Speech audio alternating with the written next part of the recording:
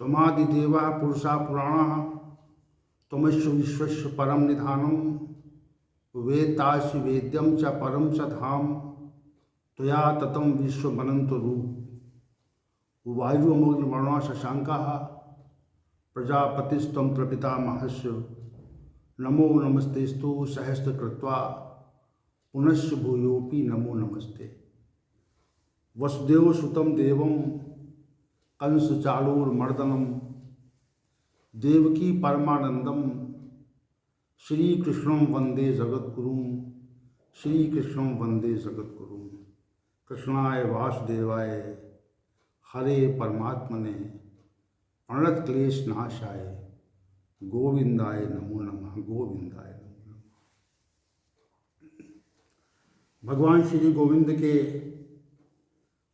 असीम अनुकंपा से और आप सभी गीता प्रेमियों के सहयोग से ये भगवत गीता के 13वें अध्याय क्षेत्र क्षेत्रज्ञ विभाग योग पर चलने वाला विशेष सत्र आगे की ओर गतिमान है। हम सभी भगवत गीता के 13वें अध्याय क्षेत्र क्षेत्रज्ञ विभाग योग पर चर्चा कर रहे हैं और भगवान श्री हरि की साक्षात कृपा से ये संभव हो पा रहा है। चूँकि 13वां जो अध्याय है क्षेत्र क्षेत्रज्ञ विभाग योग, ये है गूढ़ विषय को लिए हुए है और श्री भगवान के द्वारा ज्ञान की विशिष्टता को लेकर के और अनेक विषयों को लेकर के इसको व्याख्यापित किया गया है। इसलिए इसमें रहस्य विशेष है, रहस्यप्रदता है और जिसको जानकर मनुष्य वास्तविक रूप से मुक्त हो सकता है।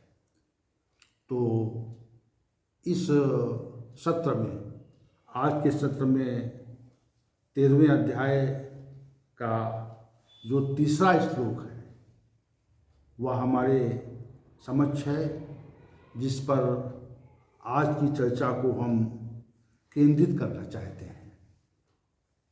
श्री भगवान ने के इस श्लोक पर कथन से पूर्व सभी उपस्थित महानुभावों को श्री भगवान का आशीर्वाद और उनकी अनुकंपा तथा मेरी ओर से सभी को कोटि प्रणाम। तो श्री भगवान ने तीसरे श्लोक में ये कहा, तत्क्षेत्रम यत च यादृक च यद विकार यतः च यत या चा या यत प्रभाव चा तत् क्षमासेन में शृणु। इसमें यह विशिष्ट श्लोक है।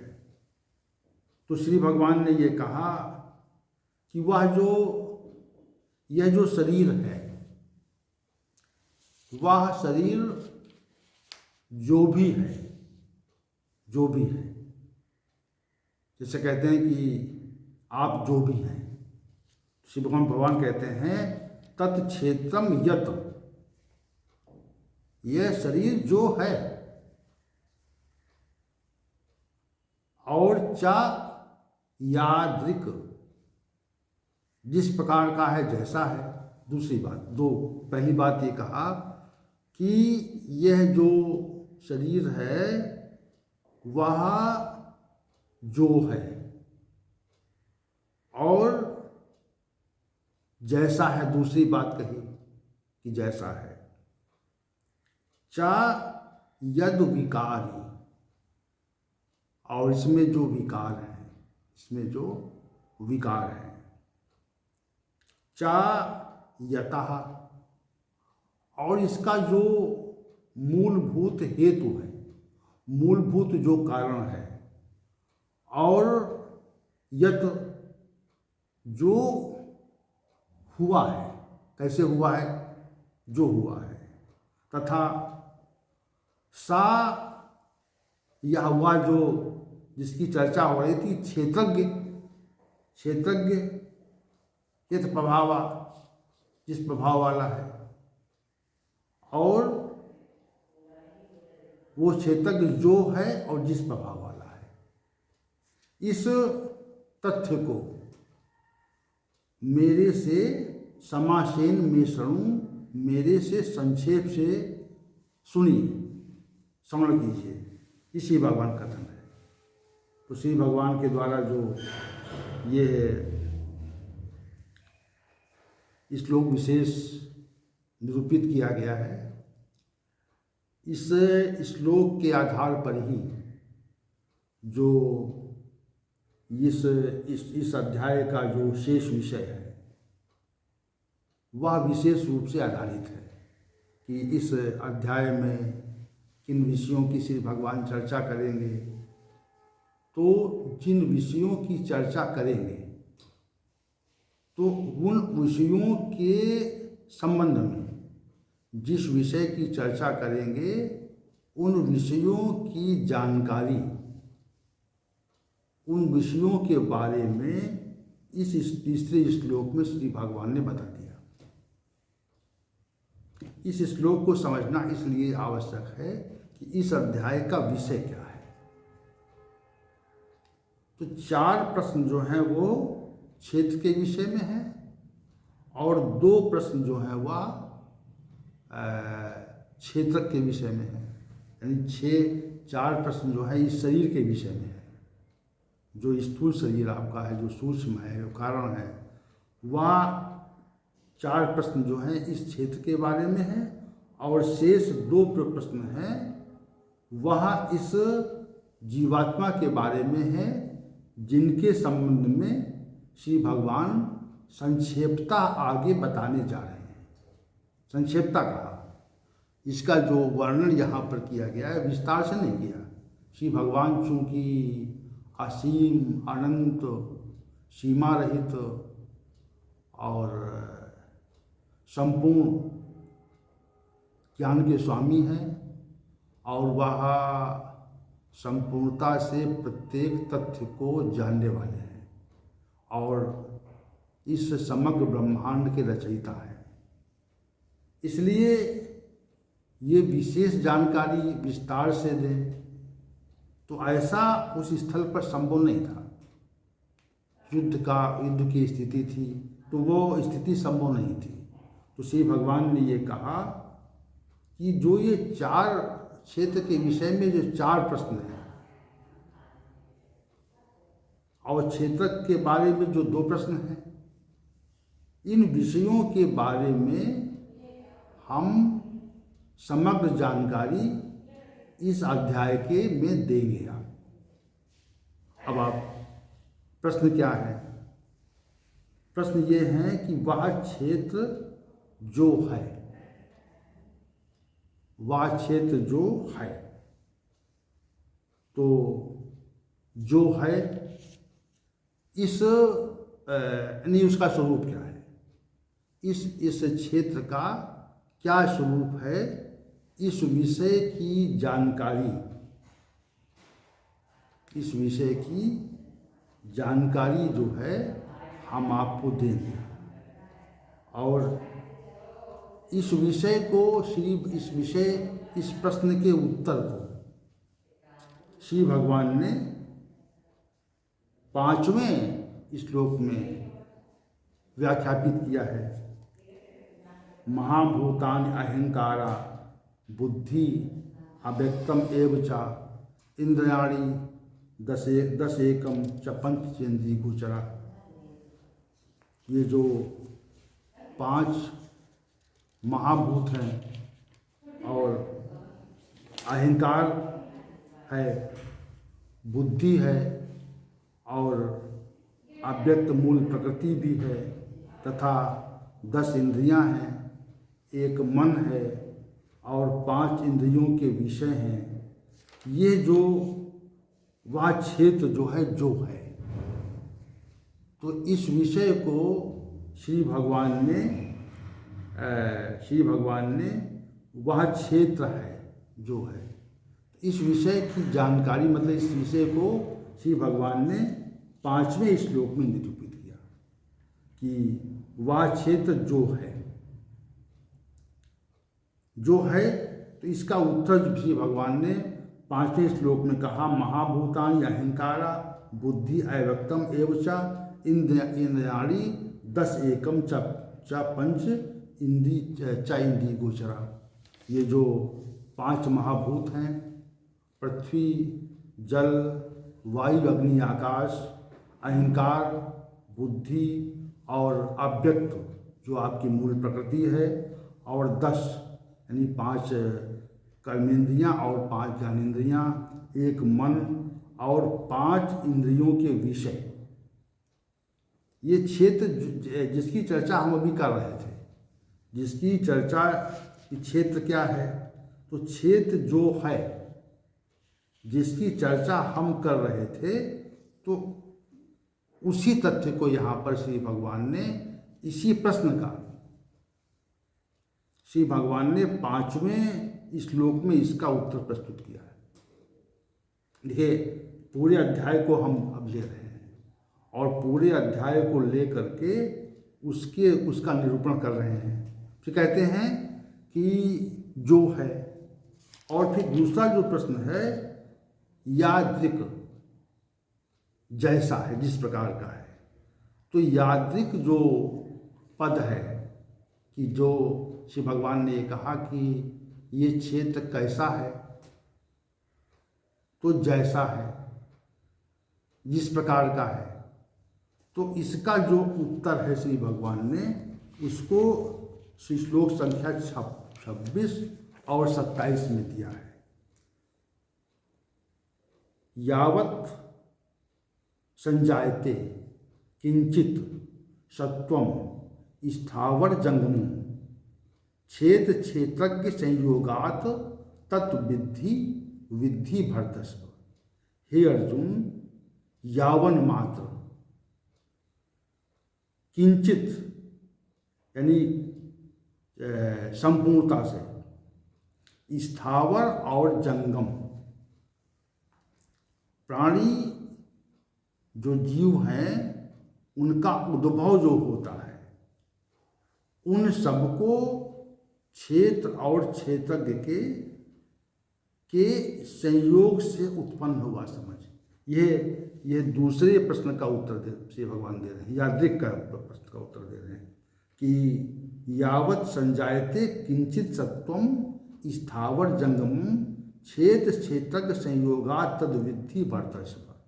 हे अर्जुन, जितने भी जगत में जितने भी प्राणी स्थावर और जंगम उत्पन्न होते हैं, उनका उद्भव होता है, उन सभी को क्षेत्र और क्षेत्रज्ञ के संयोग से उनका उद्भव समझिए। और जो 27वां श्लोक है, इसमें समम सर्वेषु भूतेषु तिष्ठन्तं परमेश्वरम विनश्यन्त्वा अविनश्यन्तुम या पश्यति सा पश्यति। जो साधक, जो मनुष्य जो है, विनिष्ट होते हुए समस्त भूत प्राणियों में परमेश्वर को यानी परमात्मा को विनाश रहित समभाव से स्थित देखता है, वही वास्तविकता का दर्शन करता है। तो ये जो श्लोक है, इसमें जो दूसरा प्रश्न था, यादृक जैसा है, यादृक जैसा है, तो 26 और 27 श्लोक में इसका श्री भगवान ने निरूपण किया। तो जब इसका विषय आएगा तो इसको हम निरूपित करेंगे। अब जो तीसरा प्रश्न है, क्षेत्र के संबंध में जो तीसरा प्रश्न है, वह ये कहा कि यद विकारी, इसमें विकार क्या है, क्षेत्र में विकार क्या है। तो उन विकारों के संबंध में श्री भगवान ने 6वें श्लोक में, श्लोक संख्या 6 में इसका विकारों का वर्णन किया।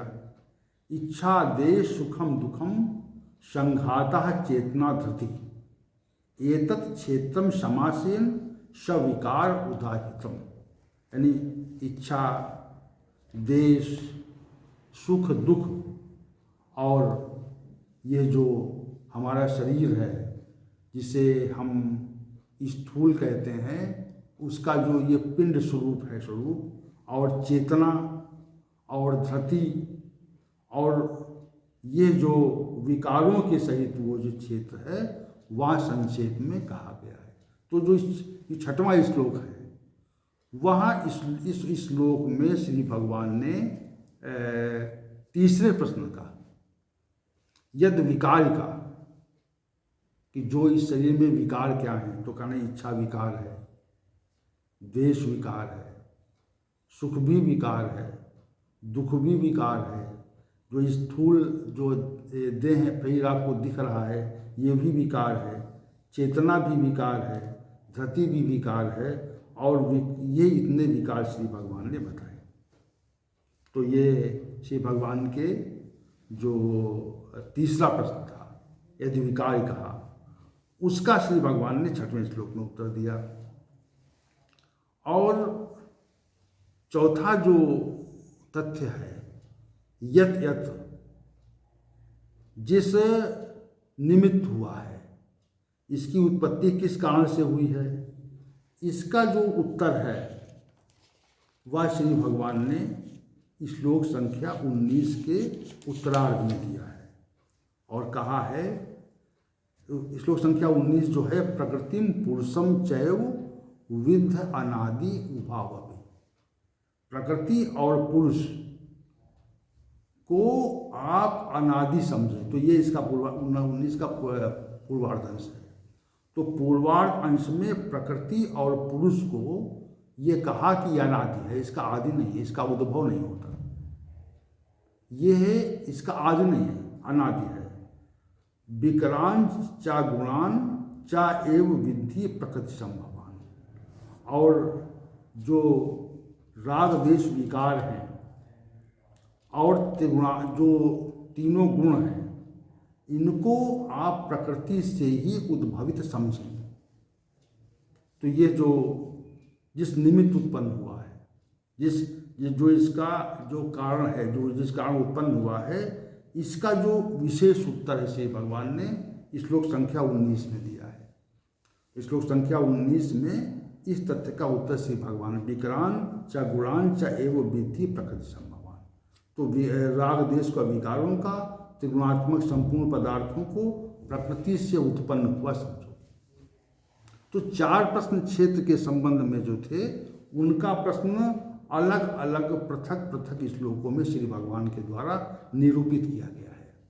अब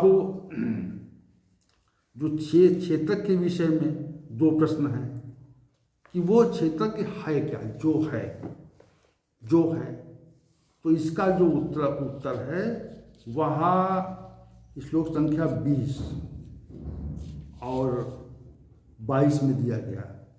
कार्यकरण कर्तृत्व हेतु प्रकृति उच्यते, पुरुषा सुख दुखानाम भोक्तृत्व हेतु उच्यते। कार्य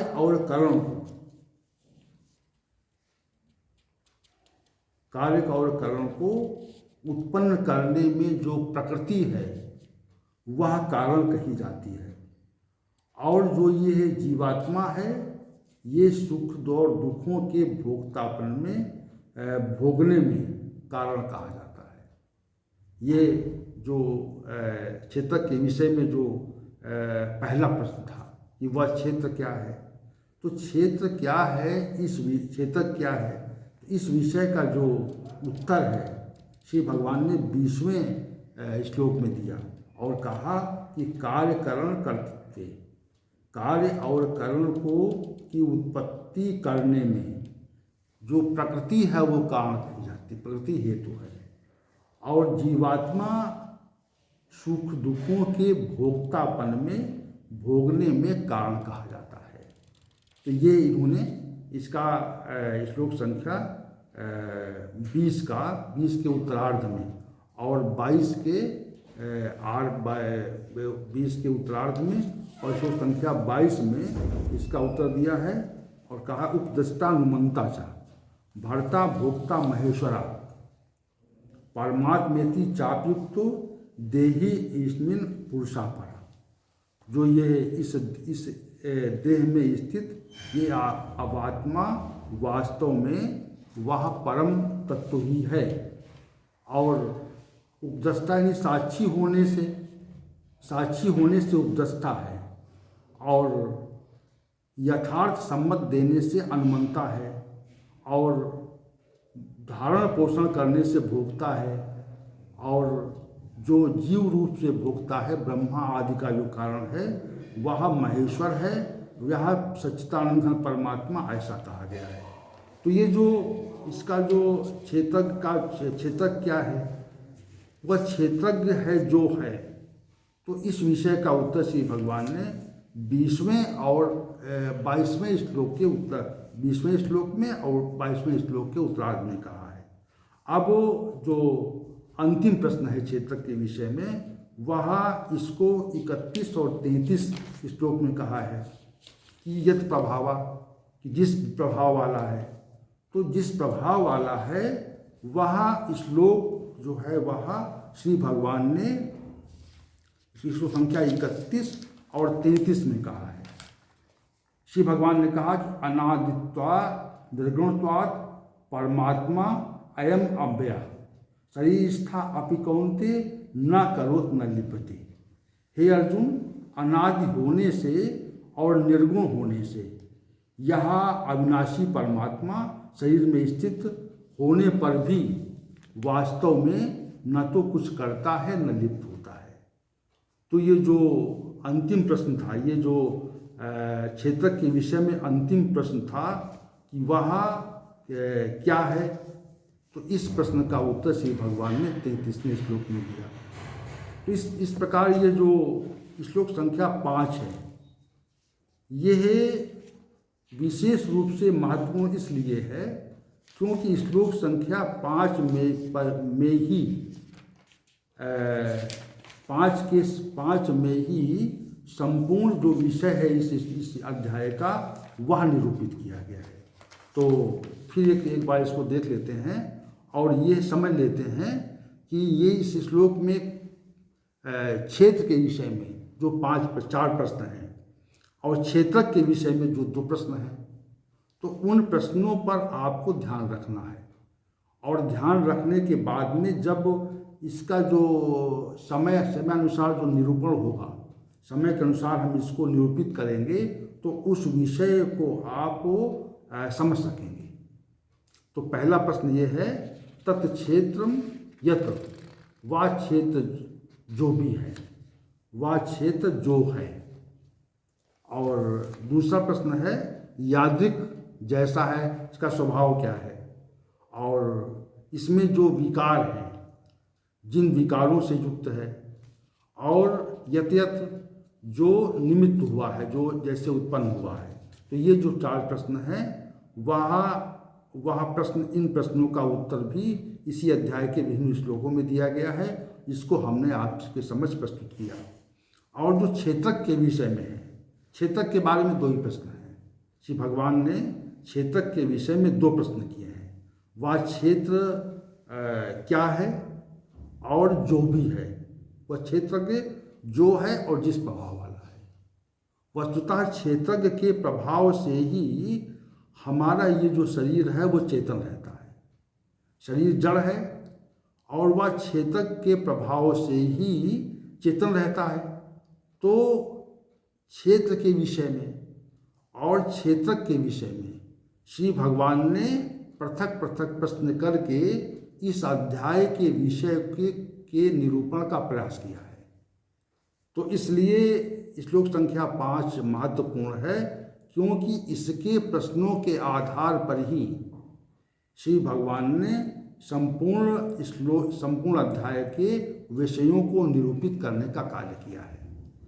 तो हम सभी को ये 4 तथ्य क्षेत्र के विषय में, कि वह क्षेत्र जो है, जैसा है, जिन विकारों से युक्त है और जिस निमित्त हुआ है, वह क्षेत्रज्ञ जो है और जिस प्रभाव वाला है, इन 6 प्रश्नों को दृष्टि में रखना है, क्योंकि अगले सत्र में इन विषयों पर विशेष चर्चा करेंगे। तो अब चूंकि क्षेत्र और क्षेत्रक का जो विशेष विषय है इसको हम निरूपित करना चाह रहे हैं, तो वो समस्त विषय इन 4 प्रश्नों, क्षेत्र के विषय में 4 प्रश्नों और क्षेत्रक के विषय में 2 प्रश्नों पर ही आधारित है। और इन प्रश्नों के उत्तर के रूप में इस संपूर्ण अध्याय की व्याख्या श्री भगवान के द्वारा निरूपित की गई है।